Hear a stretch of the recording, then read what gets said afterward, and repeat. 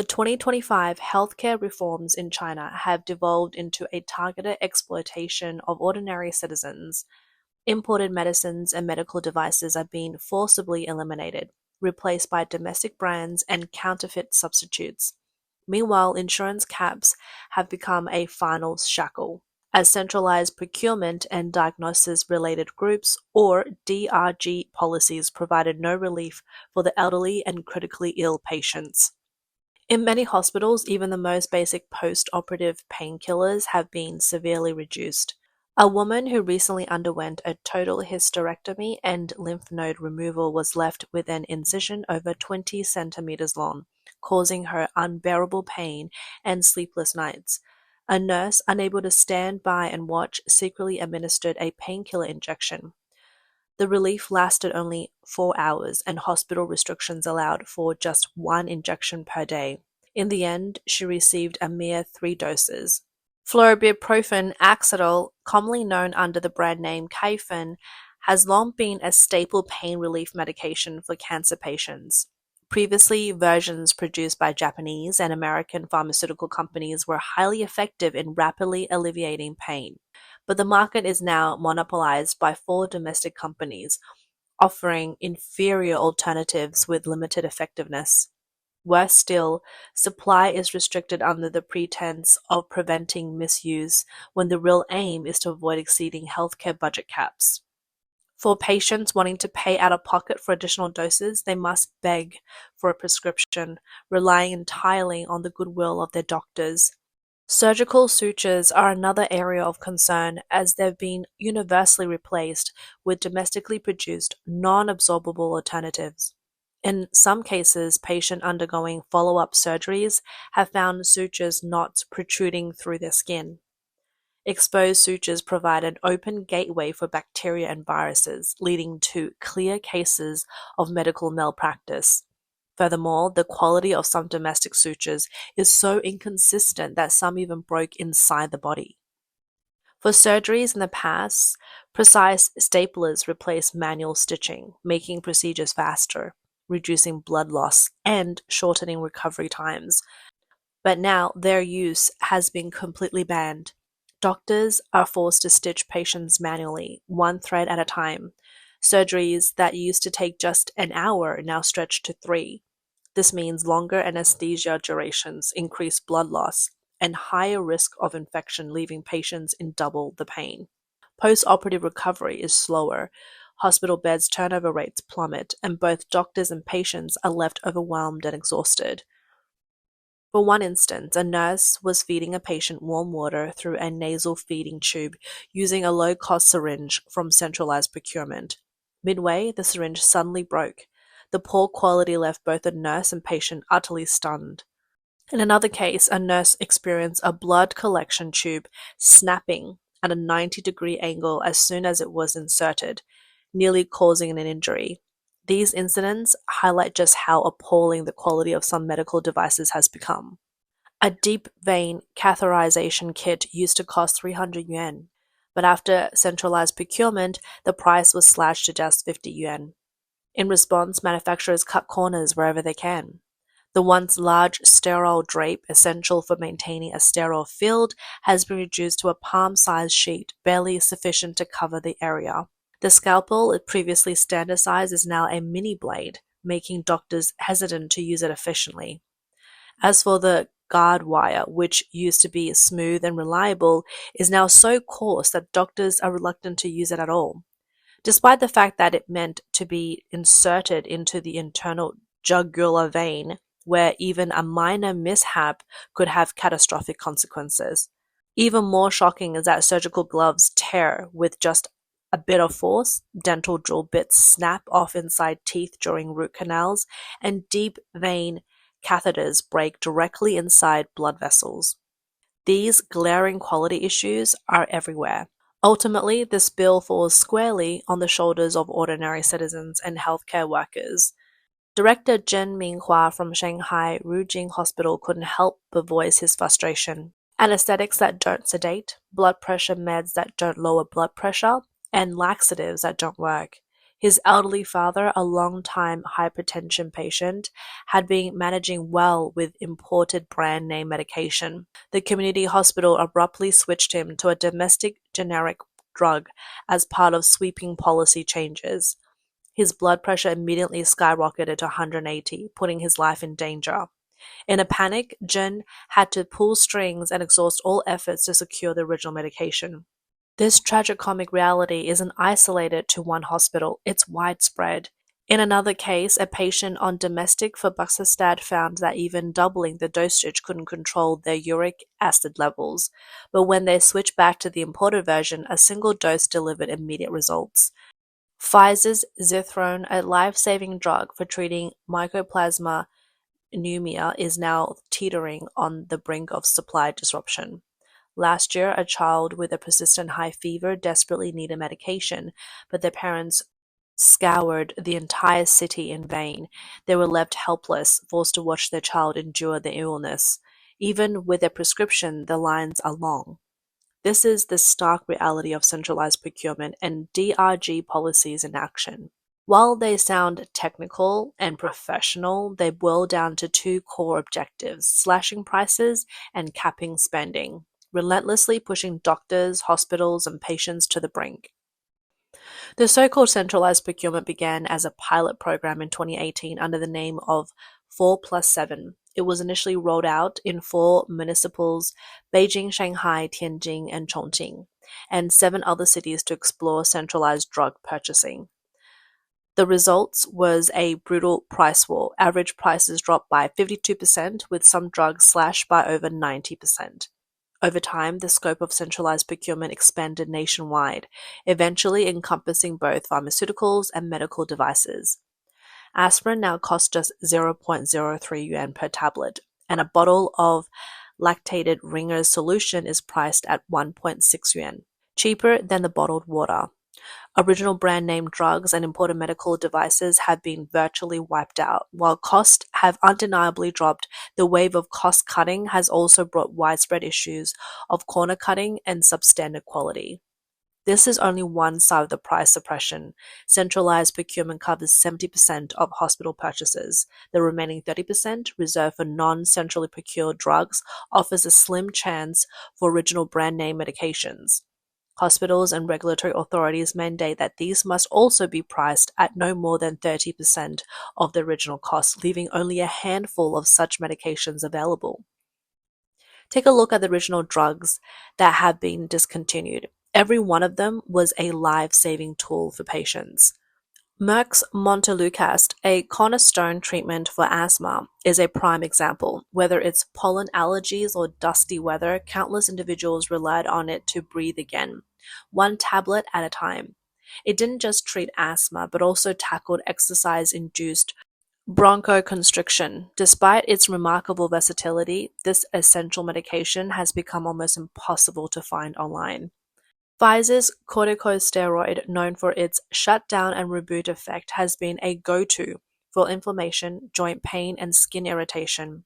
Its efficiency is undeniable for those who've used it, but now even prescribing it has become a source of stress for doctors.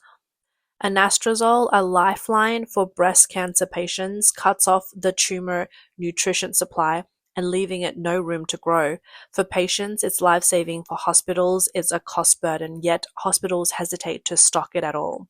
Sanofi's doxycycline, hailed as the all-round warrior in oncology, has been a key treatment for breast, lung, prostate, and stomach cancers, but shortages leave patients with little hope of relying on it.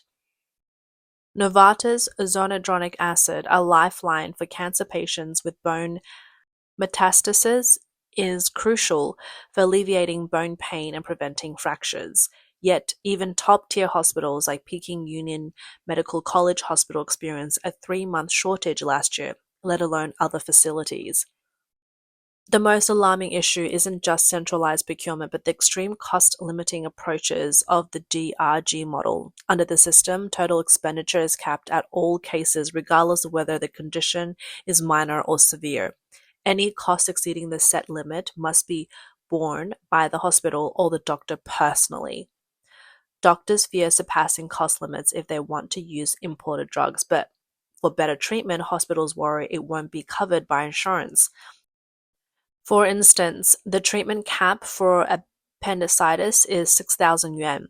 If costs reach 7,000 yuan, the extra 1,000 isn't covered by insurance nor reimbursed by the hospital. This forces doctors to opt for a cheapest drug and lowest quality equipment to cut expenses. In light of post-operative recovery and the risk of complications, hospitals are under pressure to protect themselves from financial penalties.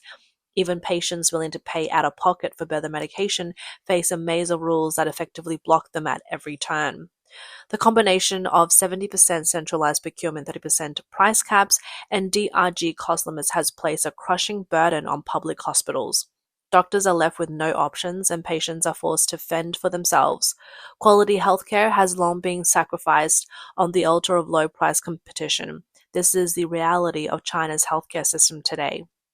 As for the original 4+7 pilot program, while it appeared to deliver a political win with price reductions, it ignored the chain reactions that followed. It has driven original drug manufacturers out of the market and forced imported medical devices to withdraw entirely, plunging countless patients into despair. To cover up the chaos, the government branded this as a people-benefiting project. Many patients, after utilizing their insurance coverage at major hospitals, are transferred to local hospitals. However, local hospitals may refuse admission if the patient's insurance limit has been reached. In some cases, private insurance providers might also decline coverage, citing that the condition was previously treated at a major hospital under public insurance. This leaves patients with limited options, often having to navigate the healthcare system on their own. Even those willing to pay out of pocket may face challenges, as public hospitals often align their pricing structures with public insurance policies and may not prioritize self-paying patients. As a result, many patients are left with no choice but to seek care at private or for-profit hospitals where costs can be significantly higher. The problem isn't the low prices of drugs under centralized procurement, it's the poor quality of China's generic drugs. In countries like India, generic drugs are also low cost, yet their efficiency is close to 90% of the original brand name drugs. In contrast, many Chinese generics struggle to achieve even 60% efficiency, with some being so ineffective they undermine treatment entirely. This not only delays recovery but also imposes severe economic and emotional burden on both patients and doctors. A mother shared her child's battle with chronic gastritis. After months of using countless domestically produced omeprazole, mucosal protectants, and probiotics covered by public insurance, the condition only worsened. For 3 months, the child endured persistent abdominal pain, and the doctor dismissed it as a psychological issue. Desperate, the mother switched to self-funded imported brand name omeprazole and marzulline, and within a week there was significant improvement. When tallying up the cost of repeated hospital visits, test registration fees, and the emotional toll over those 3 months, it's far outweighed the price of the imported drugs. This so-called cheap treatment ultimately resulted in greater waste. Another example involves mycoplasma pneumonia. Using the imported azithromycin Zithron, a 3-hour IV treatment was enough.